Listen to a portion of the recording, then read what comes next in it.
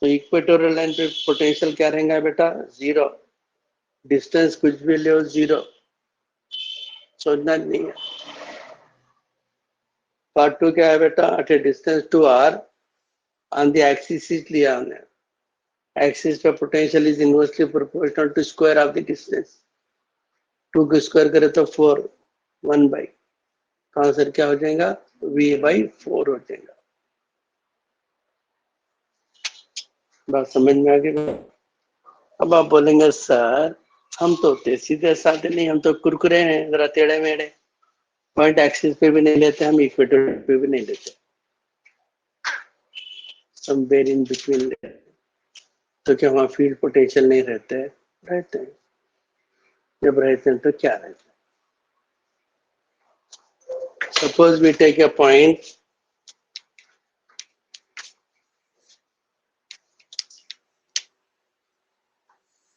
on this line at a distance r. This line is making angle theta with the axis. जब theta 0 हो गया तो line भी axis हो जाती है। थीटा 90 हो गया तो वो लाइन क्या हो जाती है बेटा? इक्वेटर लाइन हो जाती है। तो हम ले रहे हैं पॉइंट ले रहे हैं यहाँ पे डिस्टेंस आर। तो यहाँ पे इलेक्ट्रिक फील्ड क्या होंगी, इलेक्ट्रिक पोटेंशियल क्या रहेंगे? आपके सिलेबस में डेरिवेशन तो नहीं है, फार्मूला है, एप्लीकेशन तो रहता। समझ गया? अब यहाँ पे ई का जो फार्मूला है बेटा, E is equal to 1/4πε0 p/r³। इतना तो है। अब 2 की बजाय क्या करते हैं हम यहाँ पे? अंडर रूट बोलते हैं। 2 क्या हो जाता है बेटा? 4 हो जाता है। 4 को जरा स्प्लिट करते हैं करके 3 cos स्क्वायर थीटा +1 लिखते हैं बेटा। डॉट आपने को सही है गलत है चेक कर लेना है। जब ये थीटा 0 करेंगे तो cos 0 1 हो गया। 3 into 1 3, 3 + 1 4, 4 अंडर रूट बोले तो 2 आ गया। अच्छा, फिर इक्वेटर लाइन पे भी चेक कर लेंगे। इक्वेटर लाइन को जा रहे हैं हम, तो थीटा क्या हो गया बेटा? 90 हो गया। cos 90 0, 3 into 0 0। अब क्या बचा? √1 बोले तो 1 p/r³। सही है ना? तो the value of electric field at any point. अब और एक चीज, यहाँ पे एक्सिस पे electric field is parallel to the axis. Equatorial line पे electric field is perpendicular to the equatorial line. तो फिर ना पैरेलल रहेंगे ना परपेंडिकुलर। तो यहाँ पे जो इलेक्ट्रिक फील्ड है ये डायरेक्शन में रहती बेटा, मेकिंग एंगल अल्फा। इसका फार्मूला है tan alpha is equal to half tan theta. फिर ये मैं पूछ ले सकता।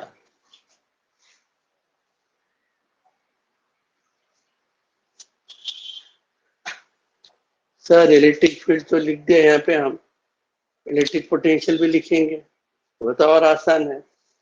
इलेक्ट्रिक पोटेंशियल क्या था बेटा? ये था ना। तो यहाँ पे हो जाएगा electric potential V is equal to 1/4πε0 P by यानी तो P cos theta by r²। Axis पे आ जा रहे हैं हम, तो theta 0 cos 0 1 p/r²। Equator line पे जा रहे हैं, cos 90 0, 2 3 बिकम 0। ये हो गया बेटा। तो डाइपोल, हाँ ये लाइन देखो, यहाँ पे फील्ड क्या है? पैरेलल टू लाइन है। यहाँ पे फील्ड क्या है? परपेंडिकुलर टू लाइन है। यहाँ पे फील्ड या लाइन के ना पैरेलल है ना परपेंडिकुलर है, एंगल बना है। वो एंगल कितना रहेगा बोले तो ये एंगल से कनेक्टेड रहेगा। tan of that angle is equal to half tan of this angle। अब डेरिवेशन है, टाइम नहीं है बेटा, तो स्लो हो गए हम लोग। जो छुट्टियां दिए 15 दिन के, नहीं देना था। मैं बड़े हमदर्दी में जूते खाए, बेटा गलती होगी।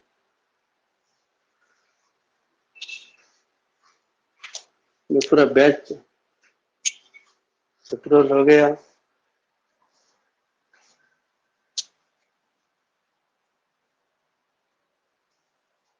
शुरू से जरा गला दबा के रखता तो ये हालत आने होते थे बैच के।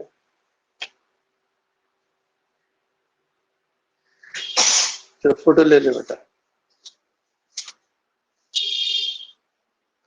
हो गया बेटा। अब वो पोटेंशियल एनर्जी का फार्मूला जो लिखा था मैं, क्या था?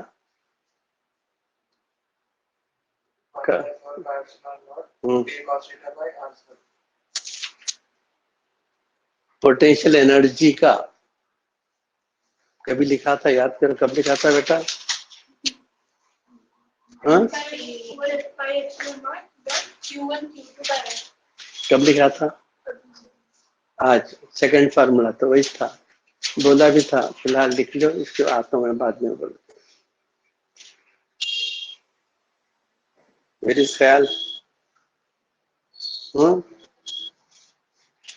ये हो गया।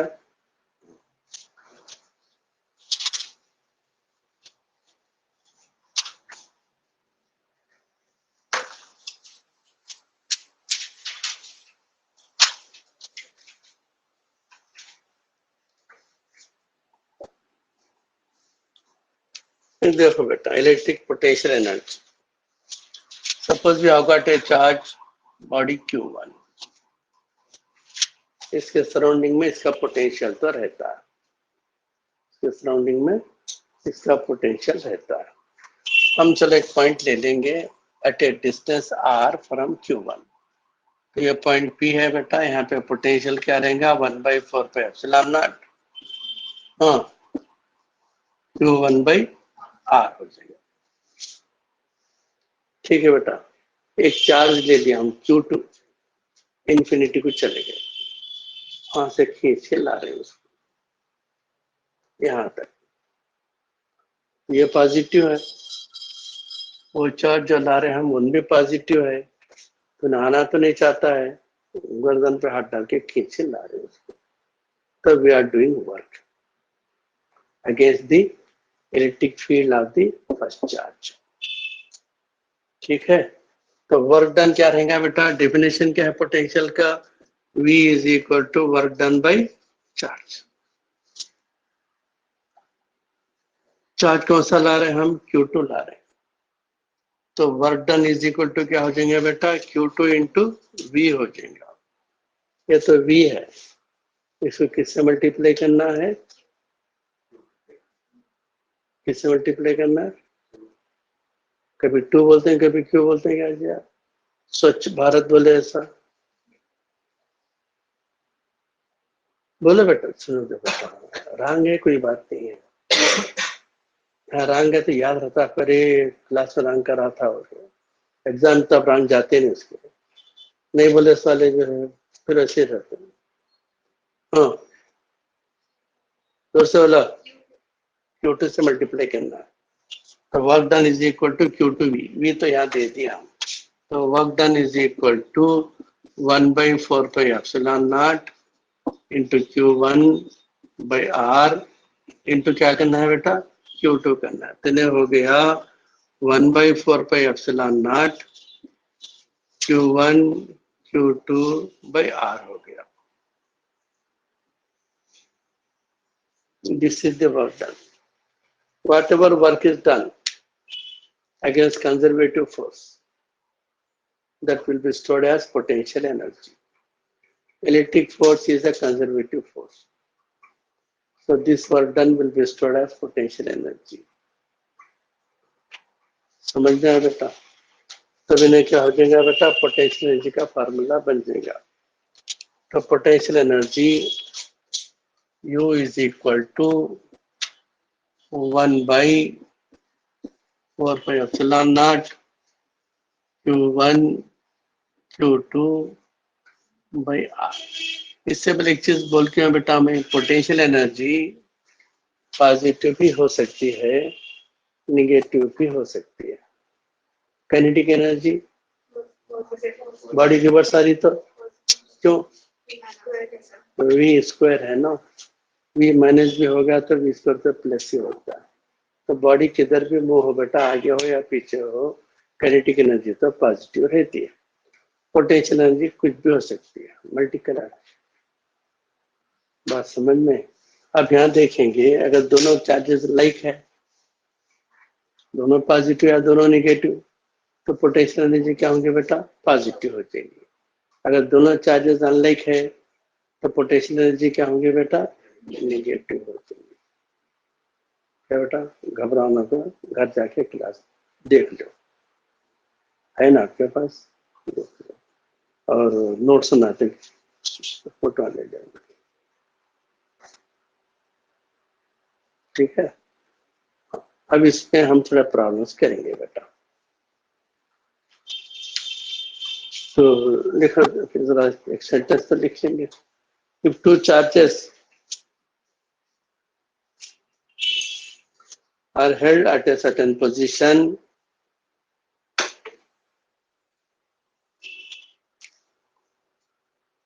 some work is done,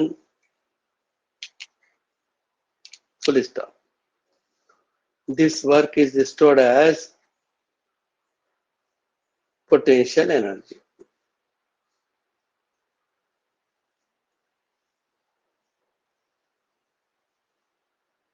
The electrostatic potential energy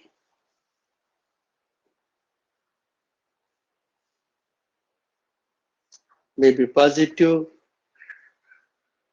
or negative. Full stop. If charges are like, the potential energy is positive,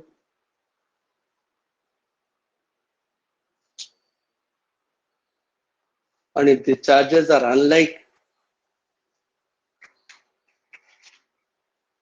the potential energy is negative.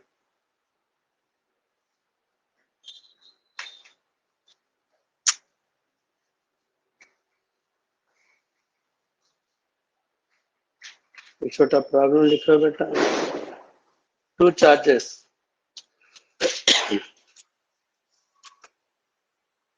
1 millicoulomb each,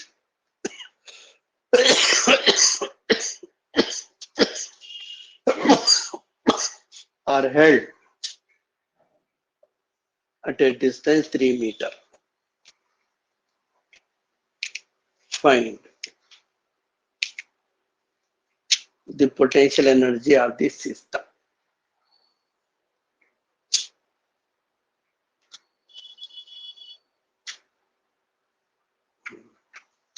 क्या फार्मूला है बेटा? Potential energy is equal to 1/4 epsilon naught 9 into 10 to the power of 9 into 1 into 10 to the power of -3 मिली है ना? दूसरा भी 1 into 10 to the power of -3 by distance कितना है बेटा? 3 मीटर। 3 1 3 3 3 हो गया बेटा 3 into 10 to the power of 3 joule, यानी तो 3 kilo joule.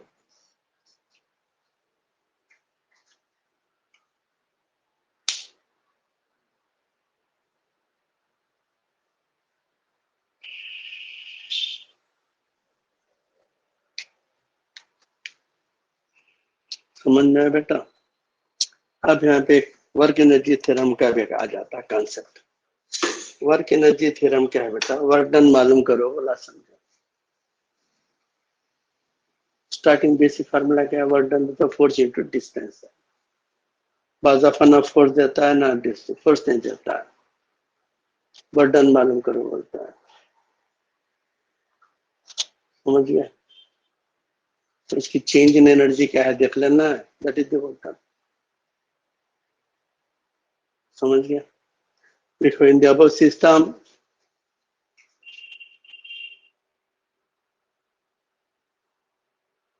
how much work should be done to reduce the distance A by 1 meter, B to 1 meter। ये English का फर्क समझाने जो आपको दिया हूं 2 ऑप्शंस। पहले you are decreasing the distance by 1 meter, Second, we are decreasing the distance to 1 meter.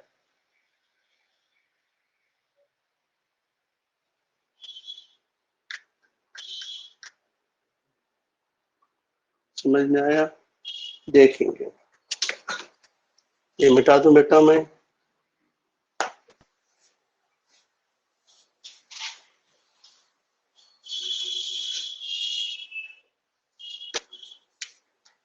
पहले इन दोनों के बीच में डिस्टेंस 3 मीटर है।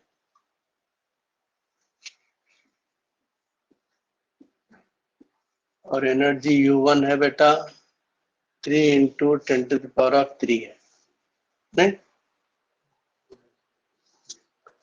अब डिस्टेंस क्या करें? Reduce by 1 metre, reduce by 1 metre यानी 1 मीटर कम करें। अब फाइनल डिस्टेंस हुआ बेटा इनका 2 मीटर।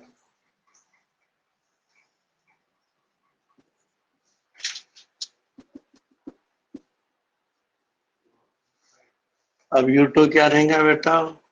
9 × 10⁻⁹ into 1 × 10⁻³ into 1 × 10⁻³ by 2। तो ये हो गया बेटा 4.5 × 10⁻³ जो ये U2 हुआ। Work done is equal to change in energy U2 minus U1 4.5 minus 3 whole 10⁻³ that is 1.5 into 10⁻³ joule या नहीं तो 1500 joule।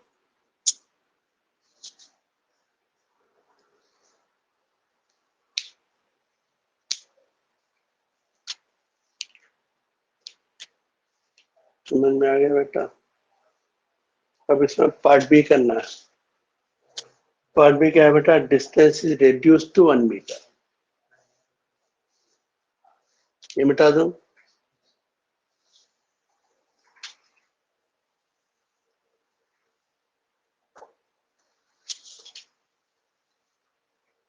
इन दोनों का फाइनल डिस्टेंस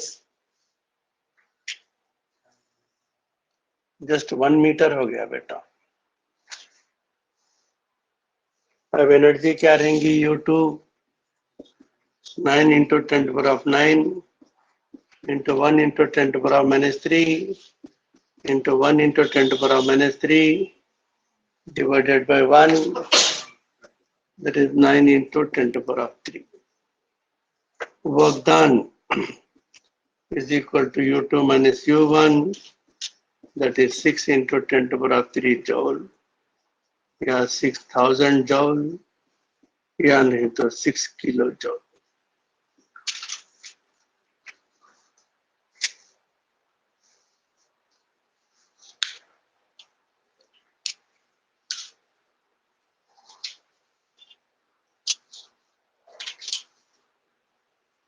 डाउट कर लेते इतना।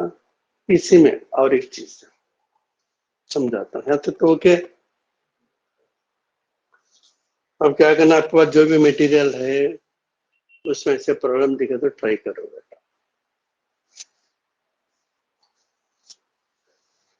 अब आ रहे हम वर्क फॉर एनर्जी से कनेक्टेड थोड़ा प्रॉब्लम्स करते हैं।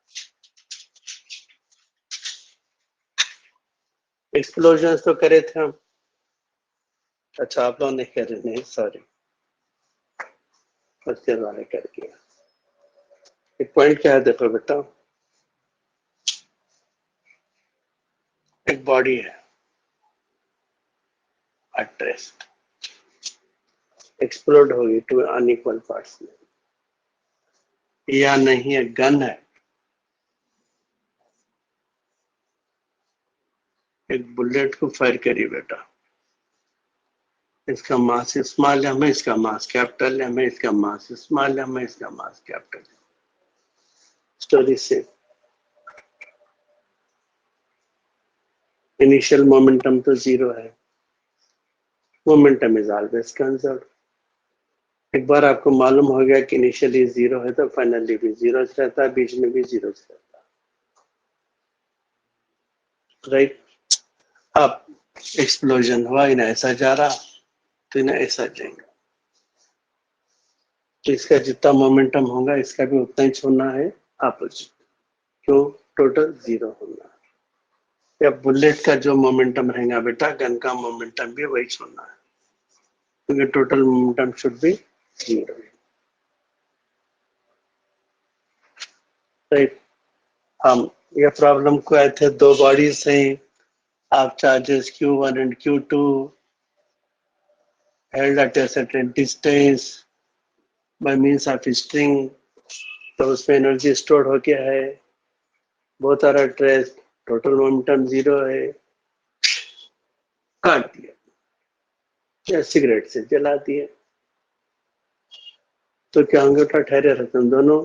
नहीं, दोनों भाग जाते हैं, तो दोनों का मोमेंटम क्या रहेगा? सेम रहेगा। क्यों? अपोजिट में जा रहे हैं, बोले ना, टोटल मोमेंटम जीरो है, तो दोनों का मोमेंटम इक्वल और ना अपोजिट रहेगा, तो टोटल मोमेंटम जीरो। वर्क पर एनर्जी में आप पढ़े होंगे फर्स्ट ईयर में कि if two bodies of different masses are moving with the same momentum, अगर उनका मोमेंटम सेम है तो उनके एनर्जी से इक्वल नहीं रहते, उल्टे रेशियो ऑफ मासेस में रहते हैं, और will be in the inverse ratio of masses. अगर गन को फायर, बुलेट को फायर करेंगे हम, इन दोनों का मोमेंटम सेम है और बुलेट लाइट है, तो बुलेट की एनर्जी ज्यादा है गन से, इसलिए बुलेट जिसको हिट करता है उन्हें मर जाता है, गन जिसको किक करते है नहीं मरता। समझ गए? तो बॉम्ब है, एक्सप्लोड हो गया दो फ्रैगमेंट्स में अनइक्वल में, आप कौन सा फ्रैगमेंट पसंद करते हैं बेटा, छोटा क्या बड़ा? हाँ, छोटा बड़ा, बोलो आपकी मर्जी सर, जो चाहे दोगे। तो अरे तेरी, छोटे की एनर्जी ज्यादा रहती है बेटा, छोटा टुकड़ा भागे हिट करा तो खत्म गारंटी से, तो बड़ा ले लेना, चाहे एप्पल हो, केक हो, बम हो, कुछ भी हो, हम बड़ा लेंगे भाई, हमेशा बोलना नहीं। हाँ वो तो है, तो बड़ा fragment will be having less energy. अब यहाँ पे रस्सी काट दिया हम, इनके मास से दे दिया उन्हें, इसका मास m1 है, इसका मास m2 है। अब क्या एनर्जी से मूव होंगे बोलता है, क्या वेलोसिटी से मूव होंगे पूछता है, उन्हें क्या मोमेंटा होंगे पूछता है। अब क्या करना है, इनिशियली टोटल एनर्जी कितनी हमको मालूम है, और टोटल एनर्जी को उनके इनवर्स मासेस के रेशियो में डिवाइड कर देना। समझो बेटा कि इसका मास ट्वाइस है, इसका मास सिंगल है, समझो पहले छोटा सा। तो फिर की एनर्जीज क्या रेशियो में होंगे बेटा? 1:2 होंगे। अगर इनिशियल एनर्जी 300 जॉल्स की है तो ये वाला 100 जॉल से जाता है, ये वाला 200 जॉल से जाता है, उसकी एनर्जी आ गई हमको, हाफ mv² मालूम हो गया। हम अगर देखे है तो भी नहीं मालूम कर सकते, जब भी मालूम होगा तो मोमेंटम नहीं मालूम कर सकते, एक चीज मालूम है तो सब बोल सकते इसकी। बात समझ में बेटा? देखो, to bodies of like charges Q1 and Q2 are held at a distance r.